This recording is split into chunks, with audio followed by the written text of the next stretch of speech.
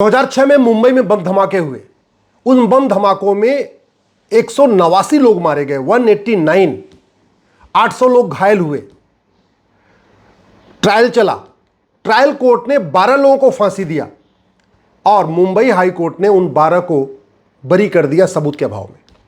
इसका मतलब यह हुआ या तो ट्रायल कोर्ट के जज साहब नासमझ थे या तो मुंबई हाई कोर्ट के जज साहब नासमझ हैं। मुझे समझ में नहीं आ रहा है, इस संविधान में हाई कोर्ट के माननीय जजों को अनलिमिटेड पावर दिया हुआ है। एक बार इनको बरी करने के पहले इनका narco polygraph brain mapping test क्यों नहीं करवा लिया? इतनी संविधान ने शक्ति दिया है हाई कोर्ट के माननीय जजेस को कि वो कह सकते हैं कि मैं इन 12 आरोपियों का narco polygraph brain mapping test अपने सामने कराना चाहता हूं। सारे सवाल मैं खुद पूछूंगा और मैं जवाब सुनना चाहता हूं कि ये 12 वास्तव में निर्दोष हैं या दोषी हैं। कर लिए होते, क्या दिक्कत क्या थी? अरे 189 लोग मरे थे, 800 लोगों की जान गई थी। नार्को पॉलीग्राफ ब्रेन मैपिंग करने में कोई फांसी पे थोड़ी चढ़ाना होता है, इंजेक्शन लगाना होता है, 2 इंजेक्शन लगाना होता है। और ये 12 आरोपी थे जिनको फांसी हुई थी, 12 आरोपियों का टेस्ट करने में कितना दिन लगता? 12 दिन लगता। एक दिन अगर इन 12 आरोपियों का narco polygraph brain mapping test कराते तो 12 दिन में 12 के narco polygraph brain mapping test हो जाता। आप अपने सामने करा लेते, सारे सवाल खुद पूछ लेते।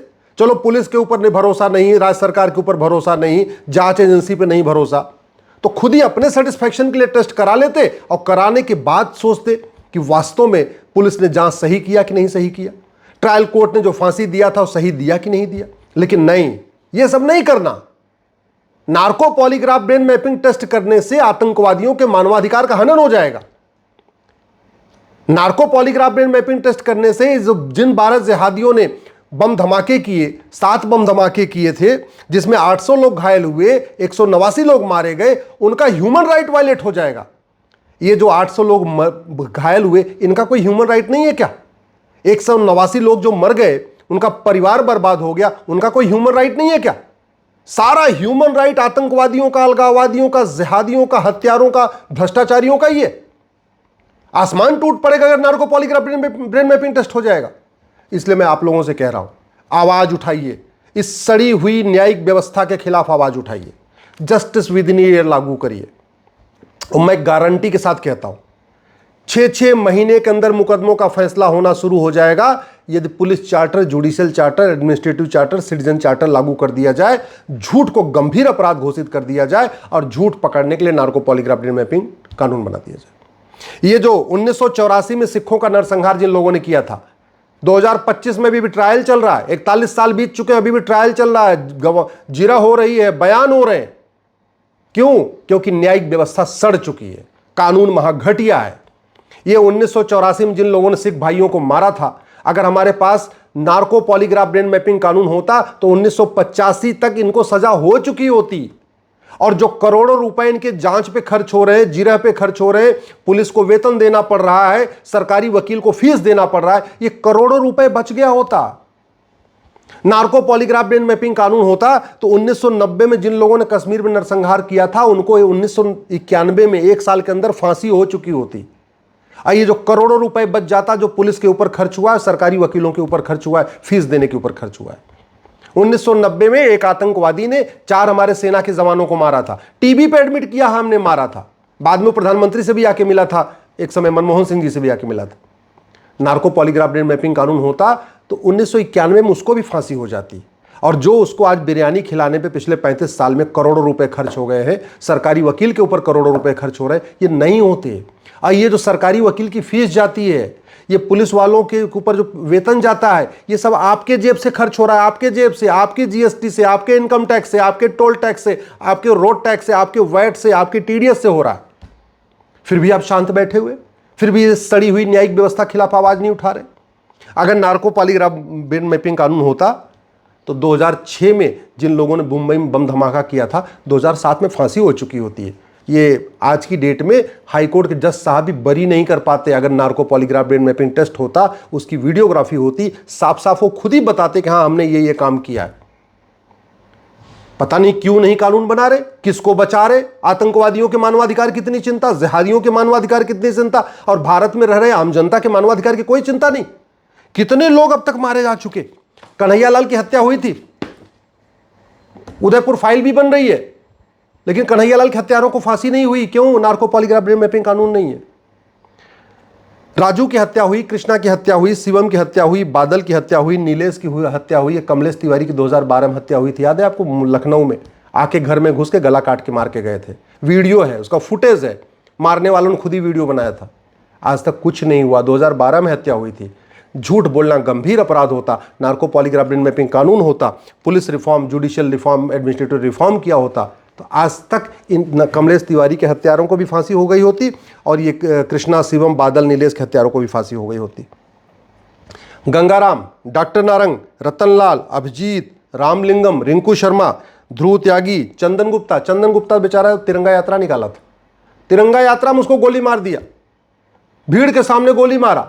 अभी केवल गवाहों के बयान हो रहे हैं, अभी केवल जिरा हो रही है, अभी पूछताछ हो रही है।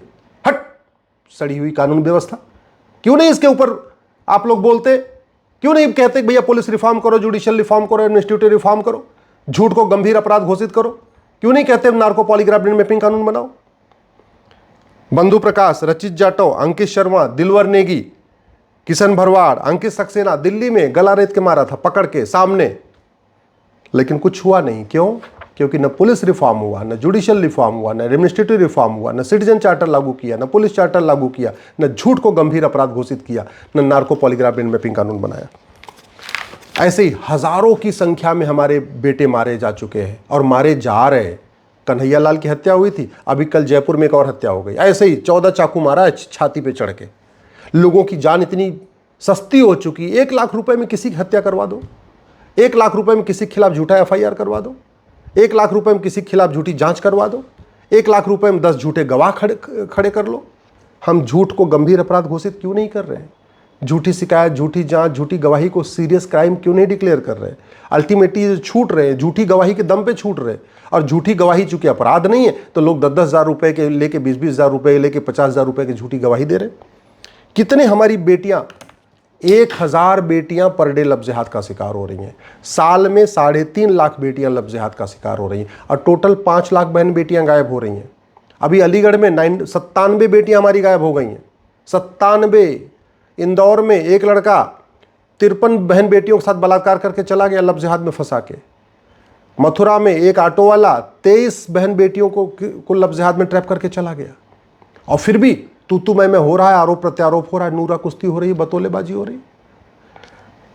अंकिता को शाहरुख खान ने मारा, नेहा को अबरार ने मारा, श्रद्धा को आफ्ताब ने मारा, अंजलि को यामीन ने मारा, स्वाति को अरशद ने मारा, तनिष्का को साहिल ने मारा, कृति जैन को वसीम ने मारा, बबली को शहजाद ने मारा। नार्को पॉलीग्राफ ब्रेन मैपिंग कानून होता, अब तक इन सभी जिहादियों को फांसी हो चुकी होती।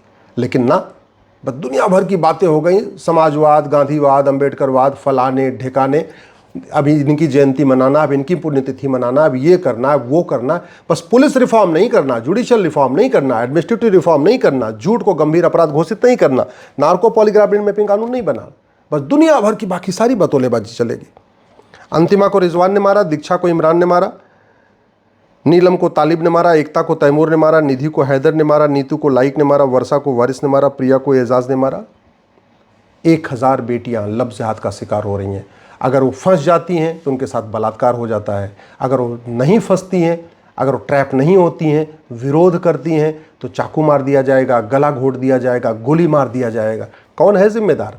मैं गारंटी के साथ कहता हूँ 90% लफ्ज़-ए-हाथ खत्म हो सकता है, 90% धर्मांतरण रोका जा सकता है, 90% घुसपैठी अपने आप भाग जाएंगे, जनसंख्या विस्फोट बंद हो जाएगा, तारीख पे तारीख बंद हो जाएगी, साल भर के अंदर मुकदमों का फैसला होगा।